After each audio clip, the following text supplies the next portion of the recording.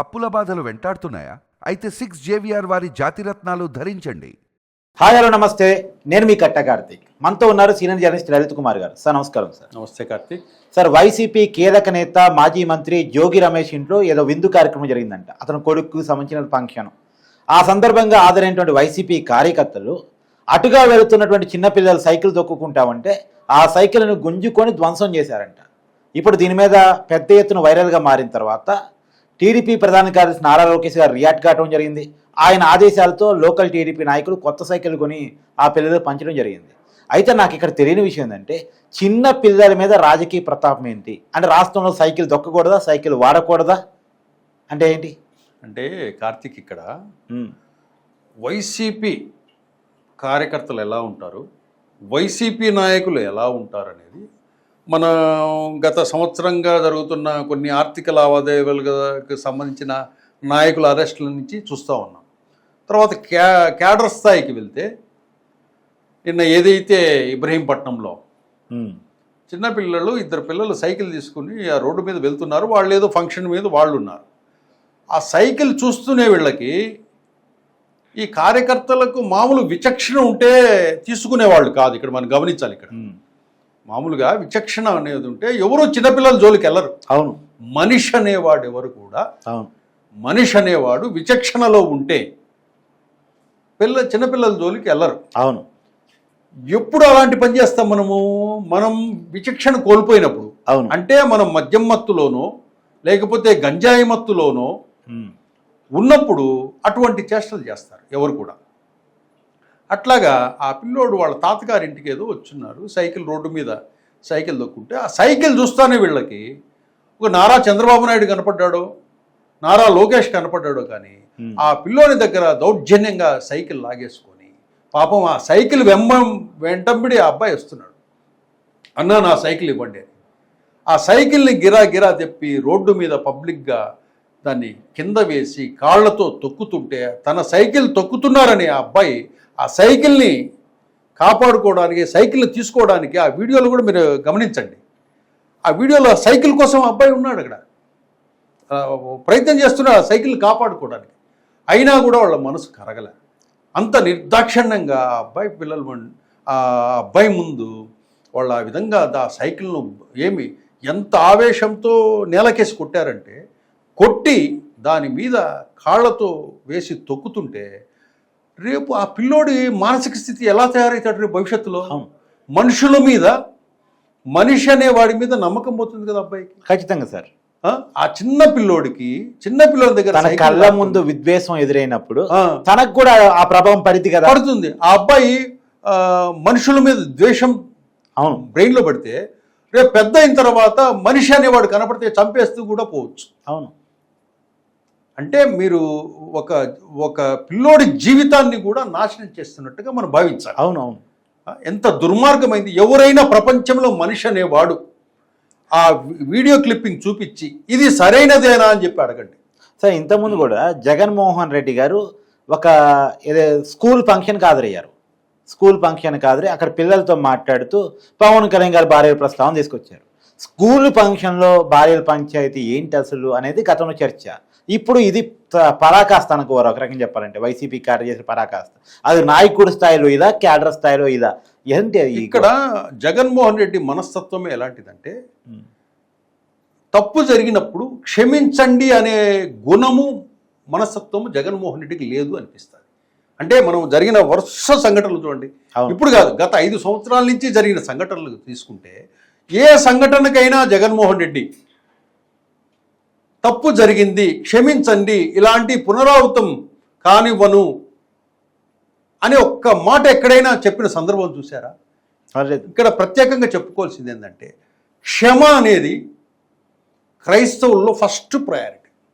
Okay, క్రైస్తవులలో క్షమాగుణానికి, క్షమించడానికి first ఉండేది క్రైస్తవ మతమే. అటువంటి క్రైస్తవుడైన జగన్మోహన్ రెడ్డిలో చేసిన తప్పుకు క్షమించండి, తప్పు జరిగింది అని చెప్పే మనస్తత్వం లేదంటే ఇంకా అతని మానసిక స్థితి ఏ విధంగా ఉంటుందో మనం అర్థం చేసుకోవచ్చు. ఇప్పటికైనా కూడా జోగి రమేష్ కానీ వాళ్ళకి సంబంధించిన అకేషన్లో జరిగిన ఇన్సిడెంట్ జరిగినప్పుడు తెలిసినప్పుడు తప్పు జరిగింది, మా వాళ్ళు ఈ విధంగా చేశారు, నేను మందలించాను, క్షమించండి అని ఒక మాట చెప్పాడా? ఇదే వైసీపీ పార్టీకి సంబంధించి జగన్మోహన్ రెడ్డి నిన్న మొన్నటి వరకు మీటింగుల్లో పేర్లు రాసుకోండి, అధికారులు నేను తీసుకొస్తాను, బట్టలు ఇప్పేస్తానంటాడు, ఎక్కడ రిటైర్ అయినా లాక్కొస్తానంటాడు, ఇవన్నీ కార్యకర్తలు చెప్తున్నాడు. ఇప్పుడు జరిగిన అరెస్టులన్నీ కూడా వీళ్ళ దగ్గర ప్రత్యేకత ఏంటంటే వైసీపీలో మీరు ఏవైనా తప్పులు చేయండి, వదిలేయాలి. ఒకవేళ పోలీసులు కానీ వ్యవస్థలు కానీ అరెస్టులు ఏమైనా చేశాయనుకోండి, అక్రమ కేసులు, అక్రమ అరెస్టులు, అరాచక పాలన, వేధిస్తున్నారు, ఇవి మాట్లాడుతారు తప్పితే మా వాళ్ళు తప్పు చేశారండి, ఇది తప్పు చేశారు, శిక్షించండి అని మాత్రం ఎవరైనా చెప్తారా? ఇప్పుడు బూతులు తిట్టిని కళ్ళ ముందు ఎగ్జాంపుల్స్ ఉన్నాయి. పోసానికి ఇష్టం అరెస్ట్ చేస్తే వి స్టాండ్ ఫర్ పోసాన్ అంటారు. అంటే మేము తప్పులే చెయ్యము, మా మీద వ్యవస్థలు ఎటువంటి చర్యలు తీసుకున్నా, ప్రభుత్వం ఎటువంటి చర్యలు తీసుకున్నా కూడా అవన్నీ అక్రమము అని వాదిస్తారు తప్పితే వ్యవస్థ అంత ఆషామాషిగా ఉండవు కదా. సాక్ష్యాధారాలు, వ్యవహారాలు ఇవన్నీ లేనిది జడ్జి దగ్గర పోయాడు సబ్మిట్ చేస్తేనే కదా ఆయన రిమాండ్కి పంపించేది. అంటే నువ్వు తప్పు చేస్తే కనుక దాంట్లో నీ ఇన్వాల్వ్మెంట్ ఉందని జడ్జి గారు నమ్మితేనే కదండి నువ్వు రిమాండ్కి చేసేది. ఆ మాత్రం కూడా మీకు మినిమం ఆ నాలెడ్జ్ లేకుండా ప్రతిదాని అక్రమ అరెస్టు, అక్రమ కేసు, అరాచక పాలన, ఈ 3 డైలాగులు తప్పక ఇంకా వేరే డైలాగులు వైసీపీ చెప్పదు. సరే, అలా చెప్పినప్పుడు వాళ్ళు నీతిగా ధర్మంగా ఉంటే ప్రజలు యాక్సెప్ట్ చేస్తారేమో. మరి ఇలా చేయటం, చిన్న పిల్లల సైకిల్ మీద ప్రతాపాన్ని చూపించటం ఏంటి సార్ అసలు? ఇంకోటి, మీరు గత ప్రభుత్వ పాలన చూసిన తర్వాత ఒకసారి గెలిపించారు కాబట్టి ప్రజలు 5 ఏళ్ళు భరించారు. వీళ్ళు చేసిన తప్పులన్నీ కూడా యాడ్ అవుతూ వచ్చి చివరికి 11 సీట్లు ఇచ్చారు. అవును. ఇప్పుడు ఇది కూడా ఏమవుతుందంటే ఇలాంటి సంఘటనలు యాడ్ అవుతూ వస్తాయి. అవును. నెక్స్ట్ ఎలక్షన్స్కి ఏమవుతుంది, 11లో 1 పోయినా కూడా ఆశ్చర్యపోనవసరం లేదు. అంటే 1 మిగిలింది.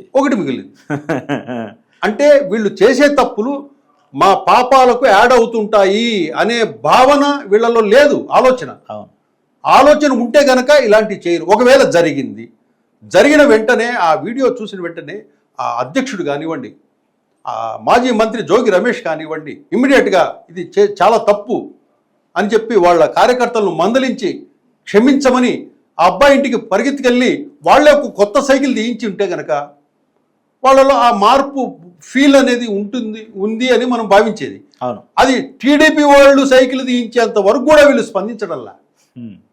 చూసారా? అది ఆ సంఘటన ఒక రకంగా చూస్తే యావత్ సమాజం, మామూలుగా అయితే దాని మీద కేసు పెడితే చిల్డ్రన్ అబ్బాయి, చిన్న పిల్లడికి చాలా చట్టాలు ఉంటాయి. ఆ జరిగిన సంఘటన మీద వాళ్ళందరి మీద కేసులు పెడితే చాలా తీవ్రమైన కేసులు అవి. అవును. హ్యూమన్ రైట్స్, అవును, నేషనల్ హ్యూమన్ రైట్స్ కానీ, స్టేట్ హ్యూమన్ రైట్స్ కానీ, లేదా హైకోర్టు కానీ దాన్ని సుమోటోగా తీసుకొని కేసులు ఫైల్ చేస్తే కనుక ఆ సైకిల్ను ఎవరైతే ధ్వంసం చేశారో మొత్తం అందరి మీద క్రిమినల్ కేసులు పెడతారు. పోక్సో యాక్ట్ పెట్టొచ్చు కదా. పోక్సో యాక్ట్ కూడా పెట్టచ్చు. అవును. ఆ దిశగా కూడా గవర్నమెంట్ ఆలోచించాలి. Home minister Vangalapudi Anitha, CM కానీ, డిప్యూటీ సీఎం కానీ, వీళ్ళందరూ కూడా ఆ జరిగిన సంఘటనకి వాళ్లకు ఎటువంటి శిక్షలు పడితే మళ్ళీ ఇలాంటి సంఘటనలు పునరావృతం కాకుండా ఉంటాయో రాష్ట్రంలో. రేపు గవర్నమెంట్కు పరువు పోదా? ఒక చిన్న పిల్లోడి వాడి స్వేచ్ఛగా తిరిగే అవకాశమే లేకుండా, అంటే ఆంధ్ర రాష్ట్రంలో చిన్న పిల్లల సైకిల్ కూడా తొక్కుకోలేని స్వేచ్ఛ లేదా అని ఎవరన్నా ప్రశ్నిస్తే ఈ ప్రభుత్వానికి సిగ్గుపోదా? చంద్రబాబు నాయుడుకు, డిప్యూటీ సీఎం సిగ్గుపోదా మీకు? ఇమ్మీడియట్గా తక్షణం చంద్రబాబు నాయుడు గారు దాని మీద మీరు సుమోటోగా, పోలీసులు కూడా తీసుకోవచ్చు సుమోటో కేసు, తెలుసా? అవును, పోలీసులు కూడా సుమోటోగా ఆ వీడియో క్లిప్ తీసుకొని అక్కడ ఎవరైతే దాంట్లో పార్టిసిపేట్ చేశారో వాళ్ళందరినీ ఇమ్మీడియట్గా అరెస్ట్ చేసేయచ్చు. చిన్నపిల్లల్ని భయభ్రాంతులకు గురి చేయటం, చిన్నపిల్లల్ని హింసకి ప్రేరేపించటం, చిన్నపిల్లల్ని ఇబ్బంది పెట్టడం, ఇలాంటి అనేకమైన చాలా తీవ్రమైన నేరాలు ఇవి. అవును అవును అవును. ఎవరో ప్రపంచంలో ఎవరో ఒప్పుకోరు దాన్ని. అటువంటి పని చేశారు. ఇప్పటికైనా క్షమించండి, తప్పు జరిగింది. అది మనం ఎక్స్పెక్ట్ చేయలేము సార్. ఎక్స్పెక్ట్ చేయలేము. వీళ్ళు ఎన్నో కేసులు వేల కోట్లు దోచుకుపోయారా అంటే కనుక ఈ తప్పు జరిగింది, తప్పు చేశారని ఎవరు చెప్పడం, మేమేమి చేయడం లేదంటారు. అన్యాయంగా చంద్రబాబు నాయుడు మా మీద కక్ష కడతారు. రెడ్ బుక్తో మమ్మల్ని వేధిస్తున్నారు అంటారు. అది తప్పక తప్పు చేశామని ఎక్కడ ఏది ఒప్పుకోరు, ఏ కేసు ఒప్పుకోరు. ఆ స్థితిలో వైసీపీ ఉన్నప్పుడు మనం దాని నుంచి ఆశించలేం. కాబట్టి ఈ జరిగే సంఘటనలు జరుగుతూ ఉంటాయి. అంటే వాళ్ళ నుంచి పశ్చాత్తాపాన్ని ఎక్స్పెక్ట్ చేయడం కాబట్టి ప్రభుత్వం నుంచి పనిష్మెంట్ మాత్రం ఎక్స్పెక్ట్ చేయొచ్చు. వాళ్ళు పశ్చాత్తాపం చెందడంలా మన వ్యవస్థలో న్యాయాలు చట్టాలు ఇవన్నీ ఉన్నాయి కాబట్టి వాటిని మీరు ఏ కేసు సెక్షన్ కింద వస్తుందో, ఏ వ్యవస్థ కింద ఆ కేసు వస్తుందో దాని మీద ఇమ్మీడియట్గా సుమోటోగా తీసుకోవాలి. గవర్నమెంట్ సుమోటోగా తీసుకోవాలా, తీసుకొని దాని మీద కేసు కట్టి ఆ పిల్లర్ దగ్గర సైకిల్ ఎవరైతే తీసుకొని ధ్వంసం చేశారో వాళ్ళందరి మీద కూడా కేసులు పెట్టి అరెస్ట్ చేయాలని చెప్పేసి మనం అందరూ కోరుకుంటున్నారు. దాన్ని ప్రభుత్వం ఏ విధంగా స్పందిస్తుందో వేచి చూడాలి. Thank you sir.